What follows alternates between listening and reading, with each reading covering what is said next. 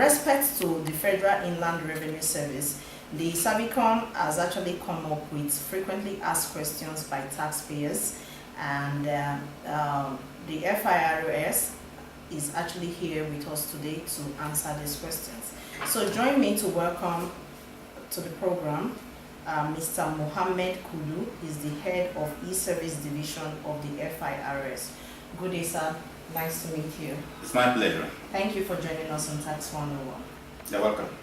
Since the introduction of the e-service platform by the FIRS, has the response from the taxpayer, has it been journey so far? Yeah, so far so good. The taxpayers, they have at least exhibited some sign of relief.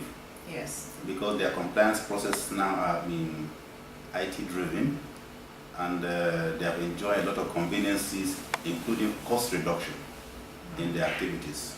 And their transaction or interaction with tax office are now being friendly, timely, and cost effective. Cost effective. So before we get started, I actually just want to ask if the objective of the Federal Inland Revenue in terms of service delivery, if these e-services have been able to achieve that objective. Yeah, so far so good. So far so good. We have responsibility to taxpayers. We also have responsibility to government. At the same time, responsibility to the outside world. What we do is to focus on the taxpayer because they are the king. Sure. We turn them to the king because when the taxpayers are okay, we'll also be okay. The government will be okay. So we look at the health of the taxpayers first. And by analysis, taxpayers that have embraced the e-services are finding it very, very easy and smooth. And they have been applauding government for the introduction of the e-services for the tax administration processes. Some of them that have been enrolling with some of them that have been going to tax office for enrollment, yes, they no longer go. Okay. Those that are paying through the bank branches no longer go, they stay at their bedroom to make payment. Those that file manually and got penalized no longer do so, they file online. Those that even hire consultants to obtain receipt for them no longer do so, they go online to download their receipt. Which is and we do it as credit note. Those that even hire consultants to procure tax clearance certificate and sometimes run into the hand of fraudsters. They got defrauded, and at the end of the day, aims and objectives are not met. They go online and to apply and get their tax clearance certificate. So far so good. So far so good, which is a good thing for both the taxpayers and the tax authorities. Yes. And it has also improved the voluntary compliance. Which is actually the goal. The goal, exactly. For the current, yeah. Yeah, which is good. Well done to the Federal Inland Revenue Service. But in using the e-service platform, we all know that there is no process that is flawless. There must be some issue.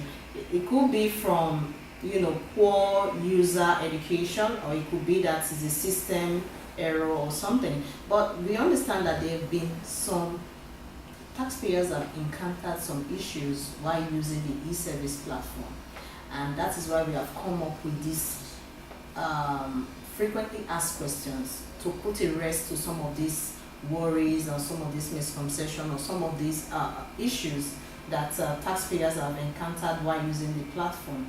And we have quite a number of questions here with us today, and these questions were actually put together by Servicom. And we all know that the Servicom, they are there to ensure that all the ministry departments and agencies in Nigeria are actually, delivering good service, not just service, but good service, timely service to the tax or to the users, which is in this case the taxpayers. So my first question on this list is from a taxpayer. Is saying that I can't log in to access my ETCC platform. ETCC is Electronic Tax Clearance Certificate, for those of us who don't know what that acronym stands for. Electronic Tax Clearance Certificate platform. So, sir. Yeah. Thank you very much. There are two things here. Okay. First and foremost, you get the URL right. When I say URL, I mean Uniform Resource Locator. Okay. Or let's call it, you get the website right. Okay. The correct website is www.tcc.firs.gov.ng. Okay. That is the correct URL. You can also go through e-services and then select the ETCC. It will also lead you to the same destination. So if the URL is right, then the next thing is your access right. Okay. Have you got your access right? Have you registered to get your TCC? If you have registered and you have been issued username and password, then you should not have this problem. It's like the user got the URL wrong, or his username and password is either he has forgotten the username or password, or both. Okay, but I want to assume that this particular taxpayer that can't log in to access his ETCC platform, maybe he forgot his password or he's putting in the wrong username. In that instance, what should the taxpayer do? Simple. The taxpayer should go to the platform www.tcc.firs.gov.ng. Okay. They will see three icons. Okay. On those three icons by the side, you will see forget password. The taxpayer should click on forget password, and then a field will come for you to put the taxpayer identification number. Okay. Immediately you input the TIN, that is the taxpayer identification number, you submit. When you submit, the email you use in registering for TCC will receive a mail and one-time password, OTP. Okay. So you now use that OTP to come back with the system, and then you click on change password. And then you now change the password to the one that you will remember. You will remember going forward. Yes. Okay, that is simple. That is the same process a lot of platform use when people forget their password or forget their login details. So I would advise all taxpayers, if you have encountered this problem of logging into your ETCC platform, kindly request a new password, like you have said. Yeah, they should just go in, click on forget password. Forget password. Then the system will bring a field for you to put your taxpayer identification number. Put the taxpayer identification number there and then click submit. And then we receive a new password. Receive one-time password. That one-time password is what you will now use to change your password. Okay. Okay, so that process is simple and straightforward. So the next question is, I can't log into my account to enable me apply for TCC. I need a new password reset. I think we have dealt with this question exactly from what we have just discussed. So it's the same process. If you can't log into your account, or if you don't have access to your account, kindly request for your new password and reset your password. It's simple and straightforward. Yeah. So the next question, we move on to the next question. The next question says, I made application for ETCC for over 2 weeks, but I still cannot get it. This is above the 7 days stated on your adverts. Thank you very much. TCC application based on our law takes 14 days.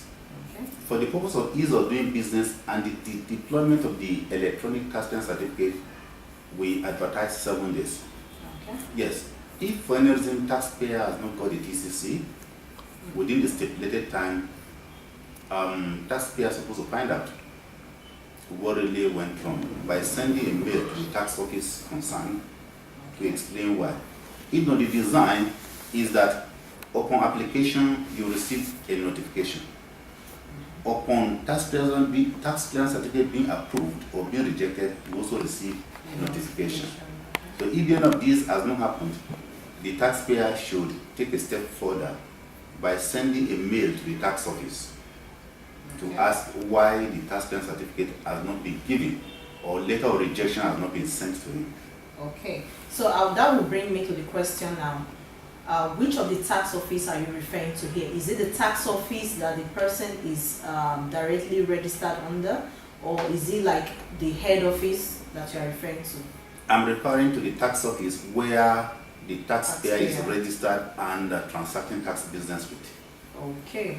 Okay, so that's probably the tax station where they have their file. Exactly. Okay, before the introduction of the e-service platform. Exactly. Okay, so taxpayers, if you have issues, you have requested or applied for ETCC and it's above 2 weeks and you have still not gotten any response, kindly send an email to your tax office where you have been transacting your business. That tax office, like Oga just said, is the same office you have been carrying on your business, where you have your file, where you have your record, before the introduction of the e-service platform. So kindly contact them to know what exactly is the issue. So what can bring about delay? So many things can bring about delay. First and foremost, there are some requirements that the taxpayer might not have met. Okay. Some, they might have met it, but they won't know that there are other things that they have not fulfilled. Taking for instance, a taxpayer is owing 100 million. He pays the 100 million and apply for TCC. Okay. The tax office from their own end, that 100 million, because of delay, might have incurred penalty and interest. Wow. So that could be outstanding and the taxpayer will not know. Yeah. Although sometimes they are communicated through a demand note that you are owing the principal and then the interest and penalty. So if the principal liability is being paid but the penalty is still outstanding, the tax office will not issue the taxpayer certificate. Okay. And although the platform is supposed to notify the taxpayer that your TCC application is being rejected because of outstanding penalty and interest. What can also lead to delay again is some new taxpayers that said they have not commenced business. Sometimes the tax office will want to be sure that they are not in business by requesting for bank statement.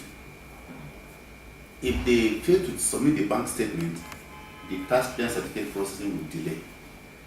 And that's why we advise that while you claim you are not in business, back it up with bank statement when applying for tax clearance certificate.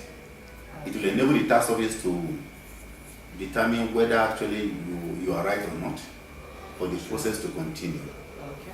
The other aspect is taxpayer may be claiming a withholding tax credit of which the information is not in the office at that material time. So it may lead to delay. By and large, network fluctuation can also cause some delay. Okay.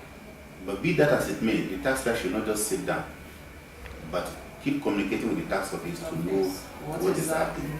If you go to FIRS website, www.firs.gov.ng, you'll see contact us.